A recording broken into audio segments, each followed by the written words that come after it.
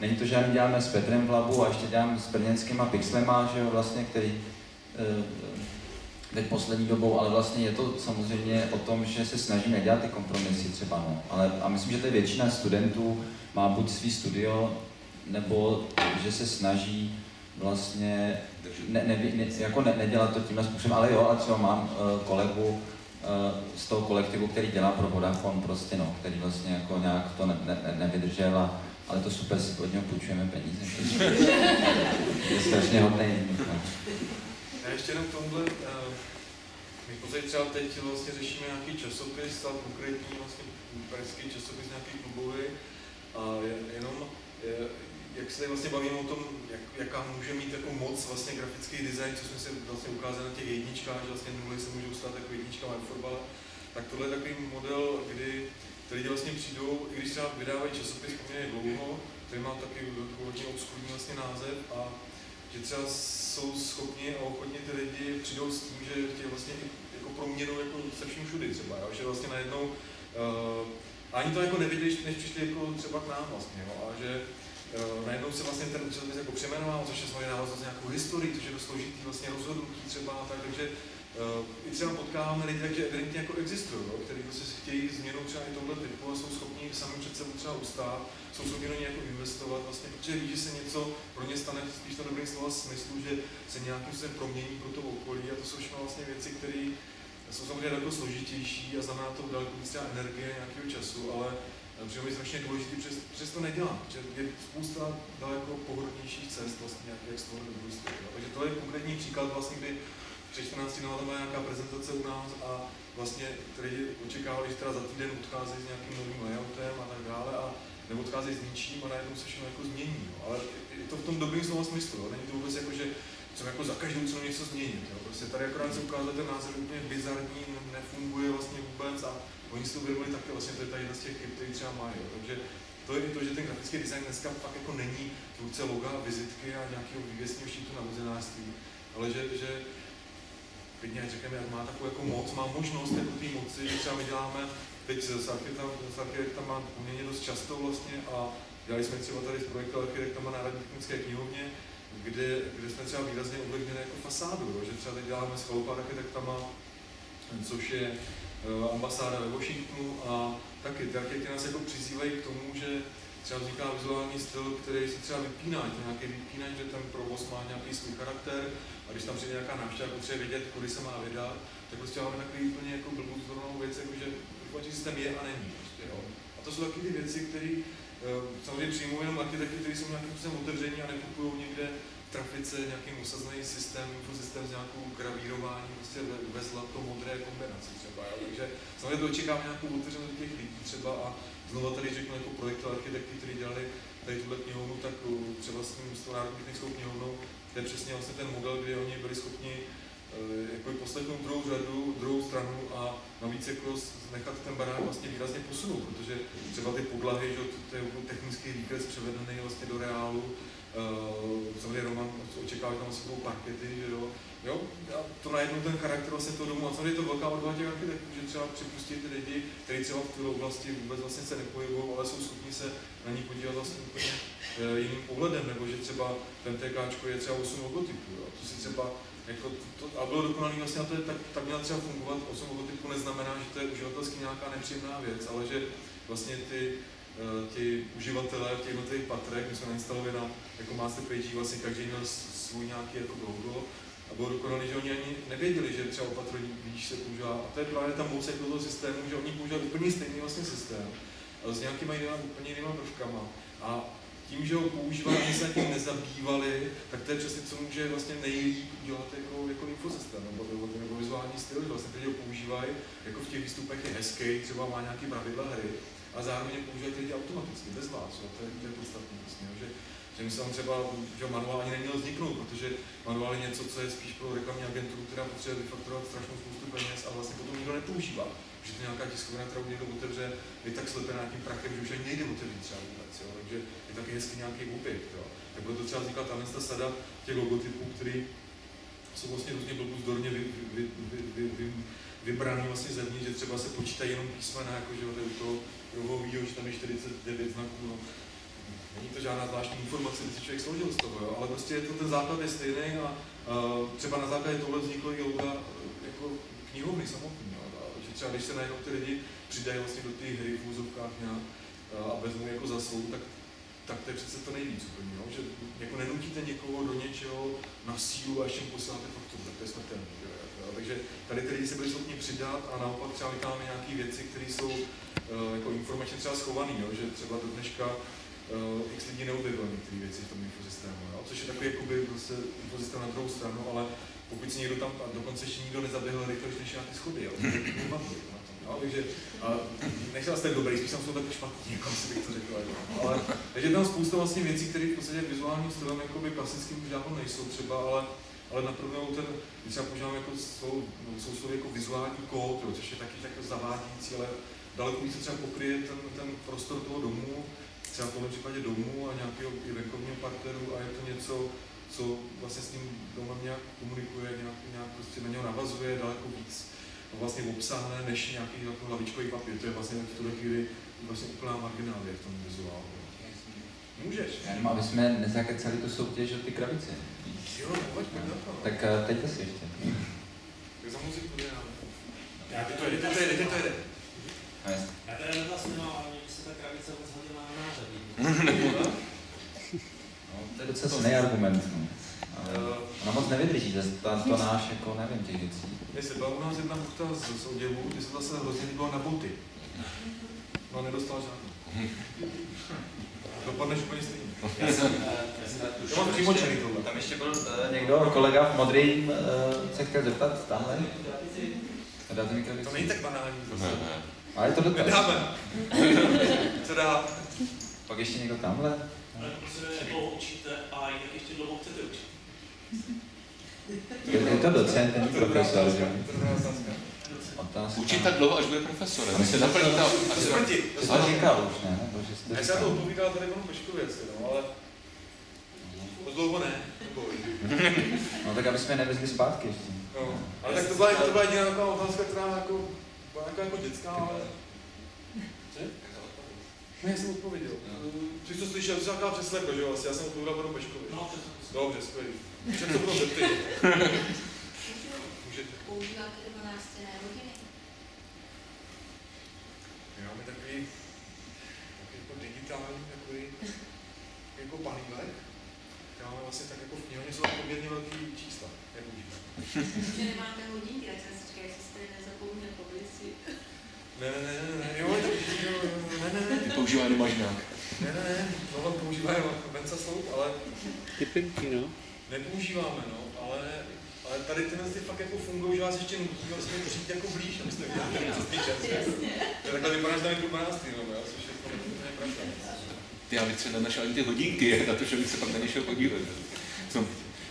Já jsem si myslel jeden jakoby dotaz jakoby připravený. Zapomněl se ho. Zapomněl, jaká to už takový obsáhlejší. Tak pojďme. Vlastně včera jsem nějak jako přemýšlel jsem prostě takový o dotazu. Jo, to je nějaký nepřipravenost, jo? Jsem myšlel o dotazu už včera. Teď je vlastně... No ten má krabici.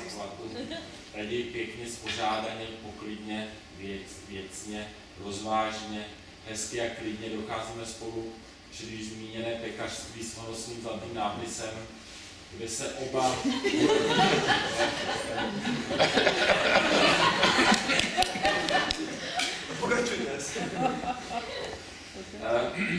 Docházíme spolu před již zmíněné pekařství s honosným zlatým nápisem, kde se oba v úleku zastavíme, neboť se tím obhroublým furianstvím jezdícím na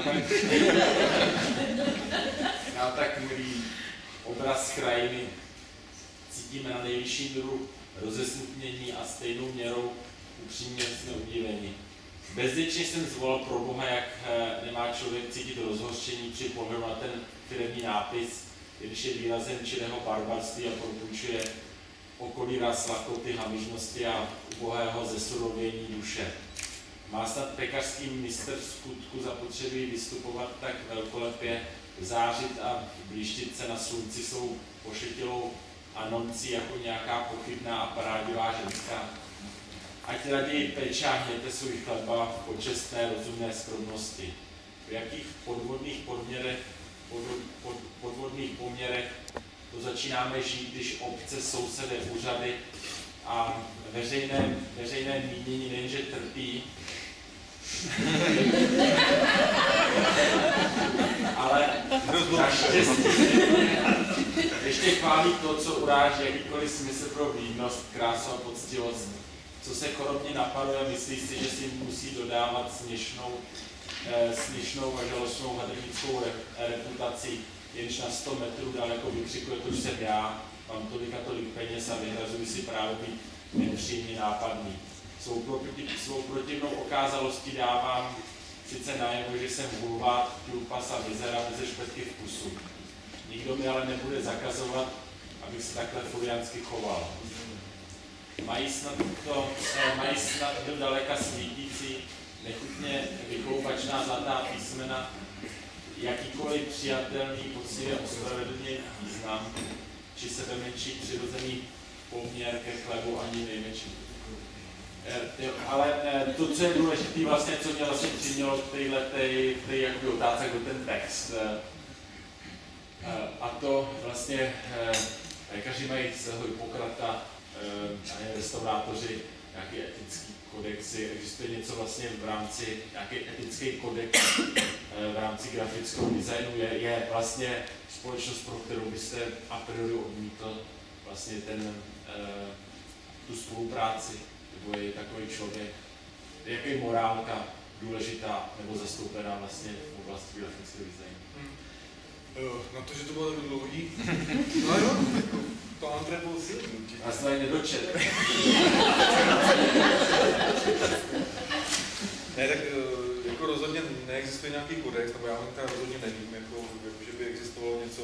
Já si myslím, jako třeba definovaný rámci. Já to rozumím, ale jako, beru to jako důsledně, tak jako vnitřní. Neexistuje manuál jako dobrý den a já jsem grafický designér, tak to nás jasně. V podstatě, já myslím, že ty hranice jsou asi opravdu jako dost individuální, když v této době to asi není úplně populární, já bych třeba nedělal nic pro komunisty.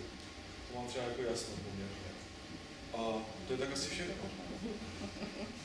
Nemám vůbec jako nějaký jako další, jako že bych si řekl, že uzenáři jsou nějaký špatný, že třeba zvířata, prostě ne, to jako bodná jitrnice, za kterou dělal Lukáš to logo, že no, ne jitrnice, klobás.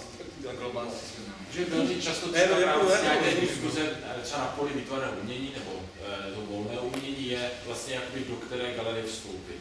Je prostě, kdo reprezentuje tu galerii, jakou má vlastně třeba historii, kdo prostě věci poměrně zásadní. Spíš tím kodexem je to vlastně o tom přemýšlet, že když se o tom bavíme s designéry, tak mám třeba kamarády, kteří by nikdy nedělali pro automobilový průmysl, jo, což mi přijde takový, protože třeba dělali systém na letenky, dělali nějaký web pro firmu, která prodává letenky, jo, tak mi to trochu přijde absurdní, ale takhle to definovali a myslím, že dobrý je spíš na tu definici přemýšlet. Možná tím jako narazit na zajímavou otázku, vůbec do ten obor jako u nás definuje, nebo jak se ty věci definujou. Jo? To je třeba vlastně kategorie lidí, který u nás úplně chybí. Ten obor čítá několik tisíc lidí vlastně, od nějakého člověka, co dá razítka někde ve vesnici, až po nějaký designery. A my prakticky máme jedinýho teoretika, z řad teoretiků, který by se tou problematikou zabýval. Jo? Nebo vlastně nám vůbec jako chybí, plno designérů píše o tom oboru, ale z pozice designérů chybí nám něco jako kurátor grafického designu pořádnej v Čechách. Vlastně nemáme nikoho, kdo by tyhle věci definoval, takže se sami sebe musíme nějak nutit nad tím přemýšlet vlastně. Jo? Takže ten kodex možná je ten jakoby přemýšlet nad tím, jo? Myslet na to, jestli Petr má komunisty, někdo má automobilový průmysl, já nemám nic, protože jsem si stejně jako Ondra Brody řekl, že to nikdy nebudou řešit, takže vlastně vystavuje kdekoliv a já budu dělat pro kohokoliv, ne, ale vlastně myslím si, že je dobrý jako vůbec stanovit si to tak, že myslet na tyhle věci, nebrat to jenom jako třeba, vím, že třeba instalatéři tím asi moc nepřemýšlejí, jo. Instalatéři se asi nezajímají, jaká je scéna instalatérů v Čechách, takže vedlejší městě dobrý instalatér. Myslím, že designer by to měl dělat, jako jo, tak to je asi... Instalatér to zase nepotřebuje, tam se jedná hlavně o uvěřitelnost vlastně vašeho jakoby věsta, práce a podobně, protože... Představ tomu, že děláte z nějakého komunistického funkcionáře, děláte odpady, že jo? Tak nevím, že se musí instalatér změnit. Ale je to pravda, že jsem byl na vojně s kamarádem, který dělal Zurovi odpady, jo, tomu generálovi. A všichni mu je zazali do betona, teda, jo. Nevím, jestli pak neskončil někde v Sabinově, ale... Takže i instalatér může přemýšlet, má svůj kodex. Ne, tahle otázka jako dobrá, úplně vím, jako o čem mluvíte, o kam směřuje vlastně, ale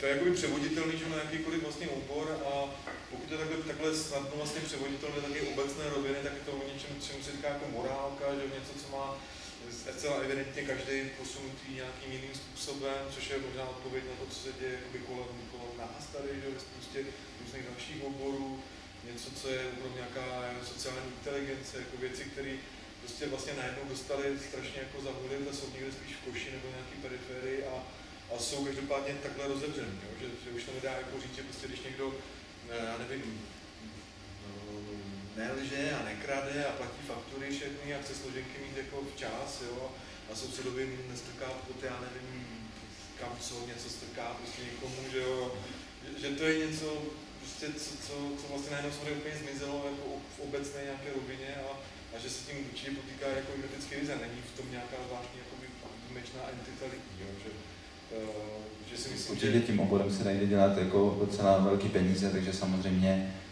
jakoby podtrhnout někoho, kterého třeba dobře znáte z toho oboru, jste spolu studovali a pak jste konkurenti a víte, že nějaký zadavatel je s ním nějakým způsobem jako rozhádaný a vy místo toho, abyste řešili, zavolali tomu člověku, stává se to, místo toho, abyste zavolali svýmu prakticky spolužákovi o tom, jak to doopravdy je, tak rovnou tu zakázku vezmete, že? Takže jako, samozřejmě dějou se i takové věci, je to běžný, ale asi je to jako v každém oboru, kde se dá něco vydělat, něco získat, jako. Takže myslím, že ta morálka není moc vysoká toho oboru, jako rozhodně ne. Jsou to výjimky, jako jo. To zjišťujeme přesně tak, no to, a najednou jako je dobrý, že třeba člověk zjistí, že se na těch výjimkách jako nějakým způsobem podílí, že to budu brát jako jakkoliv, jako zase nadneseně, ale nějak velikářsky, tak že třeba, jako když si z toho teď něco s bokem, a prostě jako, že jsou situace, kdy najednou fakt jako člověk zjišťuje, že tady s tím budou zabývají a že najednou jako nepřevezmou nějakou práci někoho druhého, aniž by si zjistili nějaké další informace o tom, proč to a jak. Jo, že ty lidi do školy ve směstě jaký další klasický model chodí pro to, aby dostali co nejvíc zadarmo.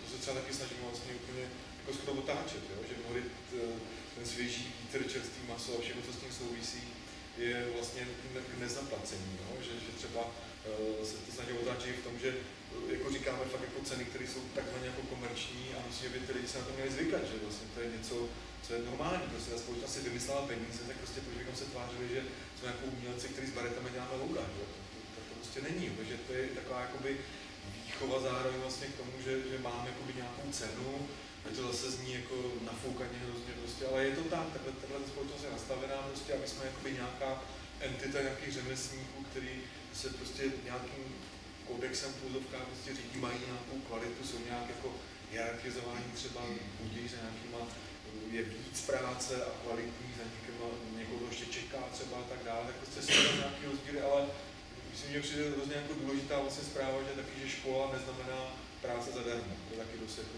častá. Já jsem řekl tady sám, že vlastně laboratoř dělá hodně věcí zadarmo, jo? To je přirozenost, ale jakože že ty lidi naopak z té komerční sféry přirozeně přichází do toho prostředí ty akademické půdy a očekávají, že dostanou to nejlepší zadarmo. Mně přijde vlastně, už to je zvěrstvo samo o sobě, už tam ví, jaký mají rozpočty ty firmy a tak dále. Pán na krabici tohle. Nejefektivnější věc, ty kdy viděl. Ještě jednou? Jako nejefektivnější věc, ty kdy viděl. To je nějakýho...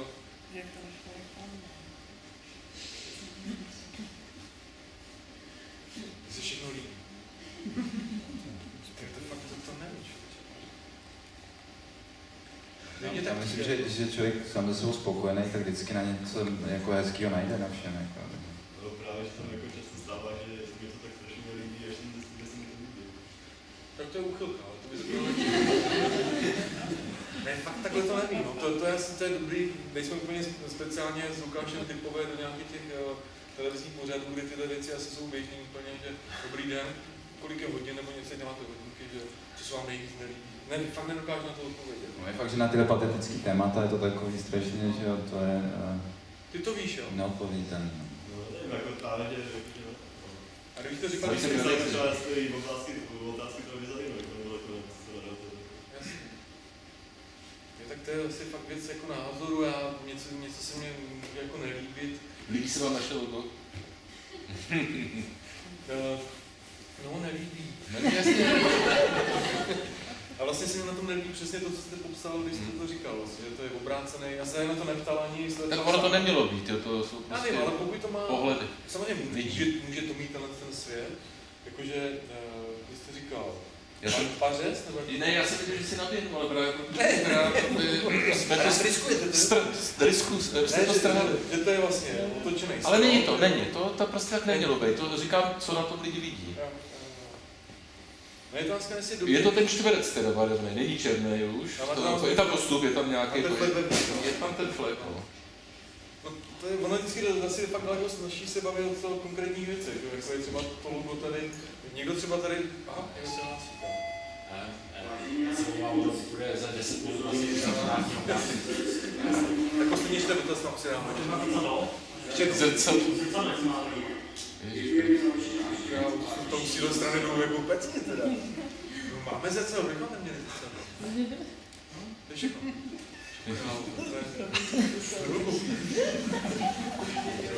Tak děkujeme. Přidá normální ten igelit k tomu tady. Nechci se o něčeho jiného, ale to jo.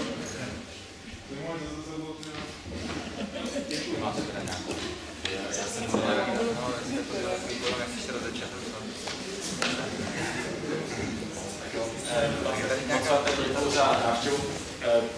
ten týden následující, myslím, že to je 1. listopadový termín, tak to je pan Cyril Říha, už specializuje je vlastně urbanismus, architektura, myslím, že to je velmi zajímavá přednáška, jak přijďte.